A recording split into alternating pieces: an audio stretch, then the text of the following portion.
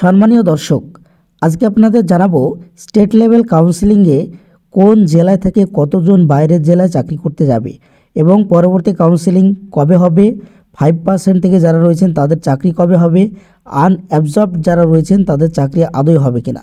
প্রথমে আপনাদেরকে বলবো যে আনঅ্যাবজর্বড যারা রয়েছেন তারা কিন্তু মেরিট লিস্টে আসতে পারেননি, এবং দ্বিতীয়ত 5% কাউন্সিলিং কবে হবে, পুরো কাউন্সিলিং কমপ্লিট হয়ে যাওয়ার পরে কত ছেলে মেয়ে জয়েন করলো এবং কতজন জয়েন করেনি তার তথ্য পাওয়ার পরেই কিন্তু 5% প্যানেল থেকে নিয়োগ হবে। তার আগে একটা স্টেট লেভেল কাউন্সিলিং হবে, সে কাউন্সিলিং খুব তাড়াতাড়ি সম্ভবত আগামী সপ্তাহ থেকে শুরু হতে যাচ্ছে। এবার আপনাদেরকে বলবো স্টেট লেভেল কাউন্সিলিংয়ে কোন জেলা থেকে কতজন বাইরের জেলায় চাকরি করতে যাচ্ছে তার একটা পূর্ণাঙ্গ হিসাব আমার এই চ্যানেল আপনাদের দেবে।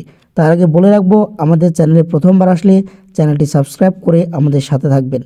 এবং আপনাদেরকে আরও তথ্য দিয়ে রাখি, প্রাইমারি রিলেটেড সমস্ত তথ্য আগের ভিডিওগুলো চেক করে দেখে নিতে পারেন। প্রথমে বলবো মালদা থেকে 84 জন ক্যান্ডিডেট বাইরের জেলায় চাকরি করতে যাবে। Murshidabad 474, north 24 পরগনাজ 104, Purulia 132, Bankura 483, Birbhum 64, West Medinipur 80, east Bardhaman 145, Jhargram 100, এবং বাকি যে ডিস্ট্রিক্টগুলো এখনও বাকি থাকলো এর পরবর্তী ভিডিওতে আমি নিয়ে আসছি।